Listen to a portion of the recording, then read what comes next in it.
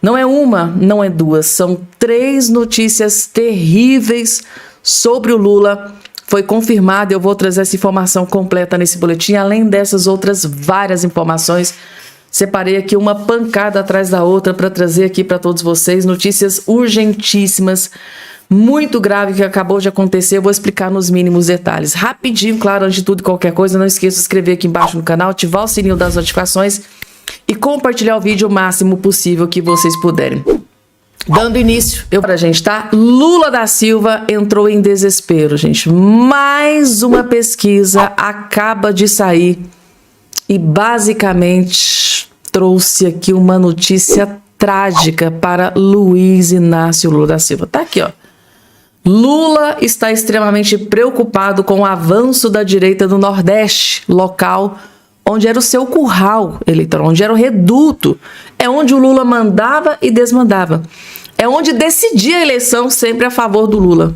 E lá o Lula começou a ser abandonado pelo seu curral, pelo seu eleitor. E aí, gente, tá?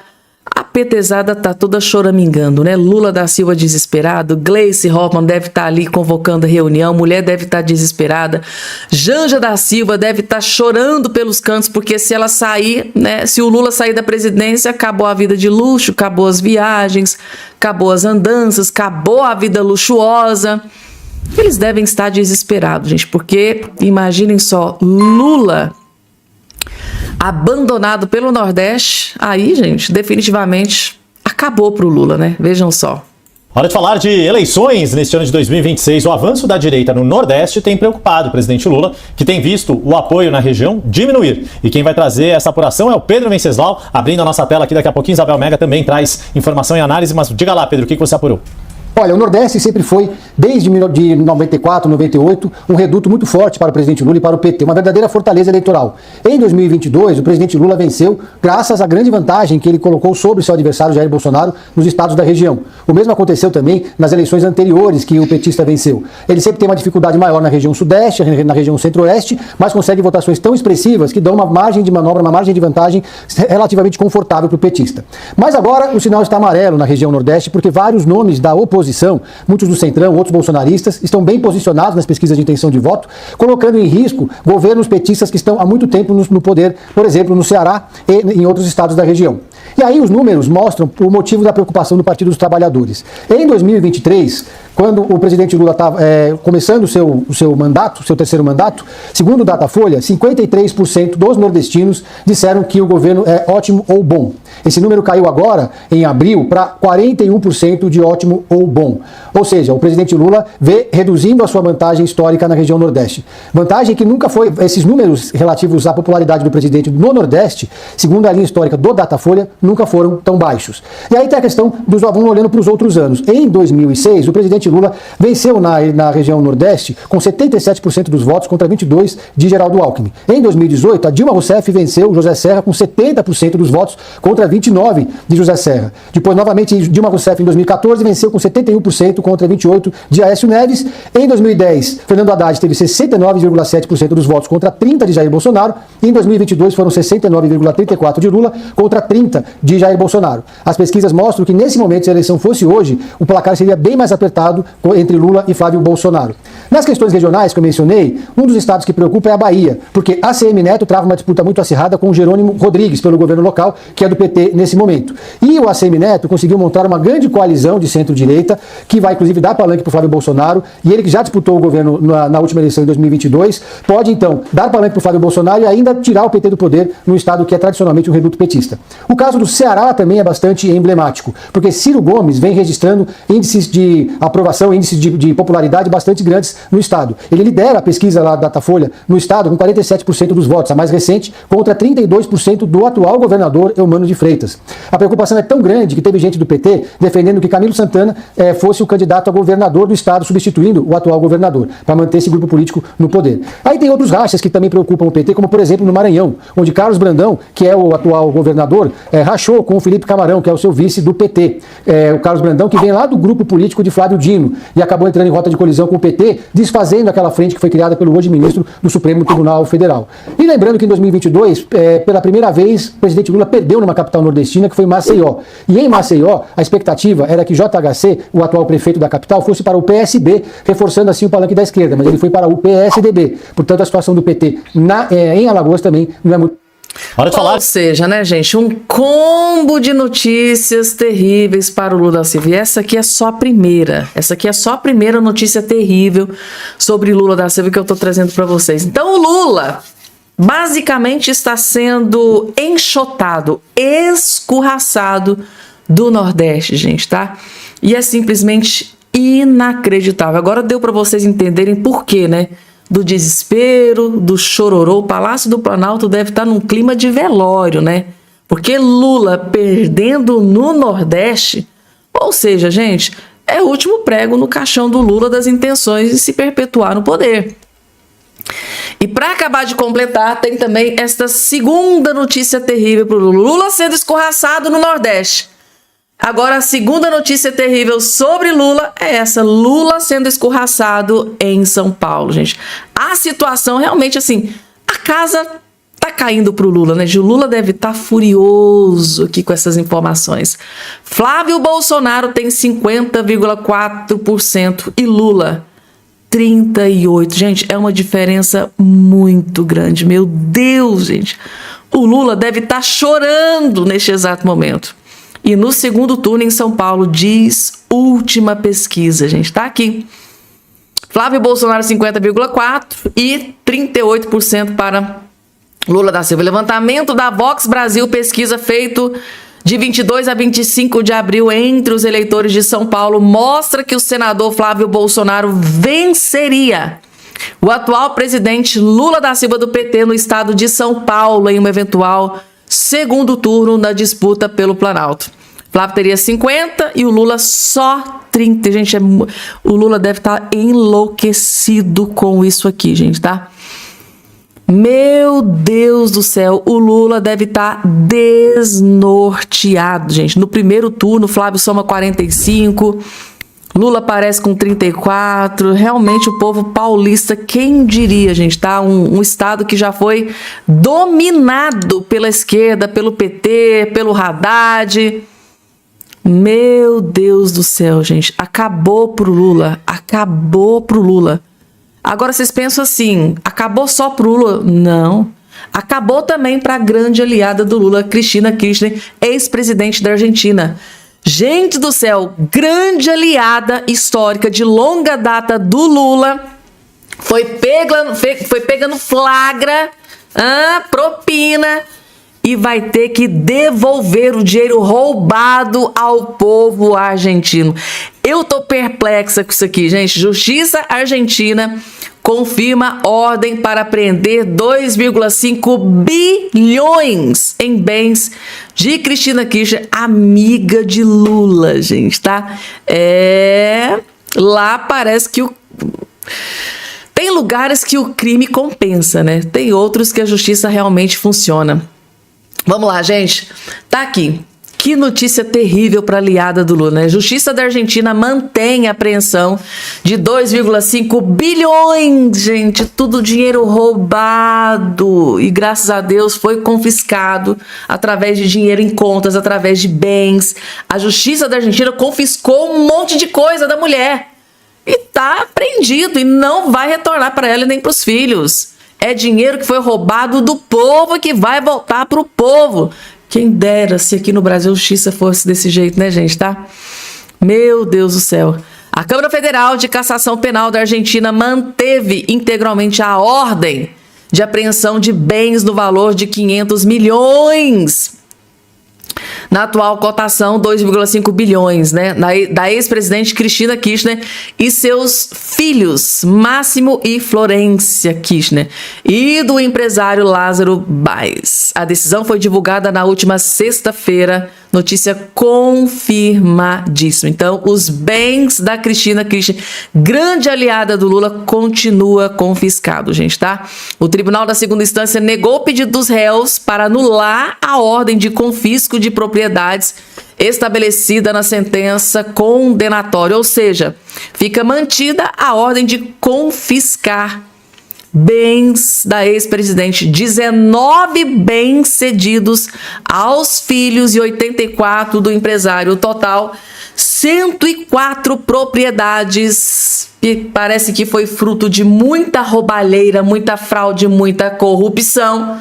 Está sob a tutela do governo argentino. Gente, tá? O Milei tá partindo para cima dos corruptos, gente, já. E eu acho que é exatamente isso que o Flávio Bolsonaro vai fazer aqui no Brasil, gente. Se Flávio Bolsonaro vencer a eleição, a casa vai cair para muita gente aqui no Brasil, gente. Tá aqui, saiu na CNN também, Justiça da Argentina ordena a apreensão dos bens de Cristina Kirchner. A casa caiu para a aliada do Lula. E agora deixa eu trazer aqui a terceira notícia terrível sobre Luiz Inácio Lula da Silva. O homem realmente está desesperado. A comprovação é essa matéria que saiu na Veja, gente. Governo vai desarmar bombas da gestão Haddad que tiram a popularidade de Lula. Resumindo para vocês, o que é que acontece? Durante os 3 anos e meio dessa última gestão fracassada do Lula, o que é que o Lula e o Haddad fizeram? A única coisa que eles fizeram aqui, nesse desgoverno, foi enfiar imposto no lombo do povo brasileiro. Isso tá feio pro Lula, porque o Lula fez muitas promessas, né, durante a campanha. Disse que ia acabar com isso, que ia acabar com aquilo, acabar com... Não cumpriu as promessas e, para além de não cumprir as promessas que os eleitores dele já estão furiosos, teve a questão dos impostos, das taxas, que foi uma atrás da outra no lombo do povo brasileiro. Agora o que que o Lula vai fazer, gente? Olha, a taxa das blusinhas eu não queria, gente, foi culpa do Taxade. Agora o Lula vai fazer o quê? Gente, calma que eu, Lula da Silva, né, que meti a mão no bolso de vocês durante todo esse tempo aí com a taxa das blusinhas, torrei, gastei mababescamente, com viagens, tal, luxo. Agora não, gente, calma que eu vou salvar vocês, tá? Eu vou salvar vocês e vou lutar para o fim da taxa das blusinhas, gente. Será que o Lula... Acho que o Lula acha mesmo que deve estar escrito trouxa aqui na nossa testa. Só pode, gente, tá? Tá aí. O plano do Lula, gente, tá? É acabar com a taxa das blusinhas que o governo dele criou. O Lula, resumindo para vocês, o que ele vai fazer aqui é o seguinte, ele quebrou sua perna, mas calma, que ele vai dar uma muleta para você, tá? É isso que o Lula pretende fazer. Tá aqui, gente, ó. Lula bateu o martelo para tentar recuperar a popularidade perdida, tá? Vai desfazer obras de Fernando Haddad na Fazenda. Quer o fim da taxa das blusinhas e uma guerra declarada ao ecossistema de bets no Brasil. Tudo foi aprovado aqui dentro do governo Lula. Nada é levado para frente sem o aval do Lula. Vocês acham que o Haddad teria levado essa questão das blusinhas para frente sem o aval do Lula, sem autorização do Lula? É claro que teve autorização do Lula, né? Eu vi vários parlamentares, Lindbergh Faria mesmo, por exemplo, lá gravou um vídeo desesperado dizendo, gente, não confiem, é fake news da direita, não vai ter taxação das blusinhas. O que o Lula fez? Taxou as blusinhas. A Janja, calma, gente, vai ser só para os empresários, a pessoa física vai ficar tranquila. O que aconteceu? Todo mundo se ferrou, todo mundo se ferrou. Agora, para o Lula ficar bem nas pesquisas, para tentar recuperar um pouquinho de popularidade, o que ele vai fazer? Calma, gente, agora eu vou tirar as taxas das blusinhas. Meu Deus, gente, é desespero. Lula tá desesperado.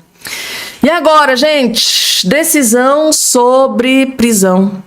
Fátima de Tubarão e Iraci Nagoshi Moraes concede prisão domiciliar a idosos do Rio de Janeiro. O que será que está acontecendo com o Alexandre de Moraes, gente, tá? Está sendo aí massacrado na imprensa por causa dos escândalos do caso Master. Está sendo massacrado pelo Romeu Zema, que tem feito duríssimas críticas. Eu tô vendo juristas de direita, de esquerda. Vocês viram agora, gente, há pouco instante, o Gabeira, jornalista esquerdista lá dentro da Globo News, né, num vídeo aí de alguns dias, detonando o Alexandre de Moraes. E agora o Alexandre de Moraes se converteu, tá bonzinho. Será mesmo que ele tá bonzinho? Deixa eu trazer aqui um vídeo do Dr. Jeffrey Chiquini explicando para vocês o que é que está acontecendo. Alexandre de Moraes foi bondoso e piedoso, né, ao conceder prisão domiciliar às senhoras idosas condenadas pelo 8 de janeiro. Será? Vamos assistir, vamos ver o que o Dr. Jeffrey Chiquini tem para revelar para nós a respeito dessa nova decisão de Alexandre de Moraes de soltura. Alexandre de Moraes determinou soltura da prisão. Vejam só. Vocês acham que essas senhoras aqui, ó, fiquem olhando, mereciam passar um dia sequer da vida em uma penitenciária? Olhe a idade dessas senhoras. Não é nenhuma boa ação, não, conceder a essas patriotas prisão domiciliar. Elas sequer deveriam ter sido presas. Essas senhoras foram presas no 8 de janeiro por terem se manifestado em uma praça pública. Esse vídeo aqui, ó, não é de saidinha, de traficante, não, de ladrão deixando a penitenciária. Essas senhoras aqui, ó, são cidadãos comuns, como você que está me assistindo, que não estão livres, leves e soltas, não. Irão agora colocar uma tornozeleira, terão uma prisão domiciliar, tudo porque tiveram a ousadia de ir para frente de uma praça pública. Enquanto corruptos continuam roubando, traficantes continuam soltos, ladrões continuam roubando cidadãos de bem. Esse é o Brasil. Alexandre de Moraes acabou com a justiça brasileira e é por isso que precisamos arrumar essa justiça do nosso país. Não há como nos livrarmos dessa tirania sem arrumar o STF. A única verdade é que tiranos deram golpe no Brasil, acusando e condenando esses inocentes de tentativa de golpe.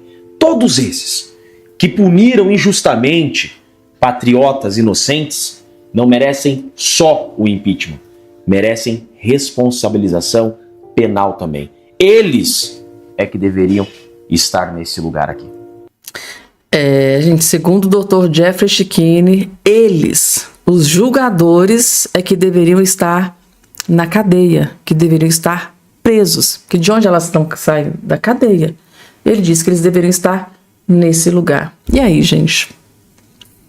Alexandre de Moraes recua, volta atrás e concede prisão domiciliar às idosas do 8 de janeiro, gente. Eu fico pensando assim, tem que ser muito cruel, tem que ser muito cohort para deixar idosas, gente, tá? De mais de 70 anos presas, em situação precária. Vocês não têm noção, gente, do que é essas prisões. Meu Deus do céu, o que essas mulheres, o que essas senhoras passaram. É degradante, é humilhante, gente, tá? Meu Deus do céu, é muita crueldade, muita perversidade. É só uma humilde opinião, gente, tá? E tem mais, gente, tem mais aqui para completar o combo de notícias terríveis para Lula da Silva. Sem citar Flávio, Tarcísio chama Lula de ultrapassado e defende renovação. Em evento recente, Tarcísio de Freitas desceu a lenha em Luiz Inácio Lula. Foi assim, com os 2 pés no peito do Lula. Humilhou sem dó e nem piedade. De forma bem gentil e educada. Que eu gosto, né, no Tarcísio. De forma gentil e educada, ele vai lá e pega bem na ferida. O governador de São Paulo, Tarcísio de Freitas, afirmou que o presidente Lula é uma liderança ultrapassada e que a política do Brasil precisa de renovação. Renovação seria o quê? Flávio Bolsonaro, né? Tarcísio disse que a política brasileira sofre com a lentidão na troca de seus representantes. Um dos problemas do Brasil é o processo de substituição lenta da política. São as pessoas que ficam ultrapassadas e não percebem que é hora de parar, afirmou durante evento em Monteiro Lobato, São Paulo. Mandou um duro recado pro Lula. Lula do céu, você está ultrapassado. O Brasil quer mudanças. O governador citou uma liderança envelhecida que não tem mais nada a oferecer. Ele disse que o Lula não tem mais nada para oferecer, está ultrapassado. Ao ser questionado se falava de Lula, ele respondeu: com certeza, Não só ele, outras lideranças envelhecidas do Brasil também, que já não estão fazendo diferença, não está fazendo mais nada. Tipo assim, eles estão ali recebendo um belíssimo salário, porque, diga-se de passagem, é muito dinheiro que a gente gasta, dinheiro suado dos nossos impostos, indo para o bolso desse bando de incompetentes. Imaginem só vocês que estão aí do outro lado mexendo. O Lula tem quase 40 ministros. Todos um bando de inúteis, na minha opinião, e tudo ali recebendo aquela fortuna. E você vê a tragédia que se encontra o Brasil, você pensa assim, parece que o Brasil está à deriva, não tem dirigente, porque a economia está aos frangalhos, né? Está destruída. As estatais, vocês estão vendo aí o que é que aconteceu com as últimas, né? Os Correios, né? Rombo de 8,5 bilhões. Isso sem citar, pelo amor de Deus, gente, tá? Vou trazer aqui. Jornalista, gente, o Gabeira, o Fernando Gabeira, jornalista do alto escalão da Globo, decidiu detonar o ministro Alexandre de Moraes dentro da Globo. Ele decidiu expor Alexandre de Moraes e sua esposa dentro da Globo, gente, tá? O que é pior ainda. O ministro Alexandre de Moraes deve estar extremamente furioso, principalmente com a forma com que ele foi exposto por um jornalista do alto. Esse aqui não é qualquer um jornalista da Globo. É o Gabeira, gente, tá? Que acabou de fazer revelações bombásticas sobre Alexandre de Moraes. Assistam até o finalzinho. Deixar muito no início, né? Eu ouvindo as interpretações hoje dessa troca de mensagens entre o Vorcaro e o Alexandre de Moraes, eu senti, assim, um cuidado muito responsável dos analistas ao dizerem, por exemplo, o cliente, o Vorcaro era cliente da mulher do Alexandre de Moraes.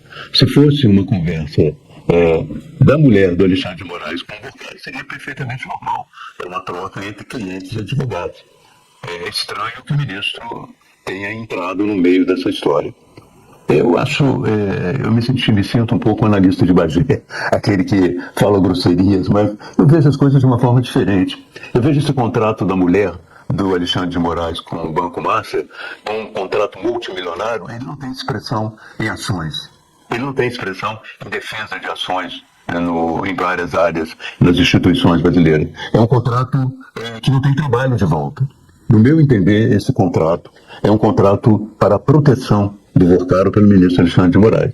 E o que aconteceu nesse diálogo é a prova dessa minha hipótese, ou pelo menos é uma demonstração de que a minha hipótese não é equivocada. Na verdade, quando o Vorcaro precisou de resolver problemas sérios ligados ao Banco Master e ligados à sua liberdade, quem que ele procura com urgência? O ministro Alexandre de Moraes.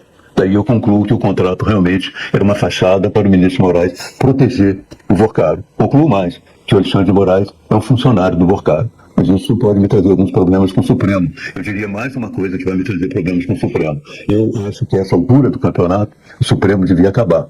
Tem uma proposta do Walter Maiorovitch, que eu concordo com ela, no sentido de que o Supremo encerrasse a sua carreira, os ministros continuariam disponibilizados, evidentemente, mas se formaria um novo Supremo, porque esse que está aí, no meu entender, já se desgastou de uma maneira muito grave. A proposta do jurista Walter Maiorovitch, eu tenho discutido com ela em vários lugares e acho que pode vir a ser uma proposta importante no futuro próximo. Mas desculpem essa entrada assim, de analista de Bagé, mas é como eu vejo a situação. Então, segundo o jornalista do alto escalão, né, gente, tá? Jornalista da velha guarda do Grupo Rede Globo, segundo o Gabeira, tem que acabar com esse STF que está aí. Esses ministros que estão aí estão atolados em muitos escândalos graves, deveriam ser substituídos. Isso através de um projeto do Walter Maiorovitch, que é um dos maiores juristas do Brasil. E aí, gente? Na opinião de vocês acham que esses ministros estão mesmo envolvidos, né, em algum escândalo de corrupção? Essas informações que estão sendo aí ventiladas, né, divulgadas, vocês acham que é passível de expulsão do STF? Vocês acham que os ministros deveriam ser punidos? Qual é a opinião de vocês, gente? Coloca aqui embaixo a opinião sincera de vocês. Vocês acham que o STF deveria ser modificado? né? Alguma coisa no STF deveria ser modificada, a questão do cargo vitalício, né? Tempo que eles podem ficar em exercício, salários. Coloca aqui embaixo, o que é que vocês acham que deveria mudar, gente, tá? No STF. Coloca aqui embaixo que eu faço questão de fazer plantão para ver a opinião de cada um de vocês que é inscrito aqui no nosso canal. Aqui é um canal democrático, a opinião de vocês vai ser respeitada, gente, tá? E agora?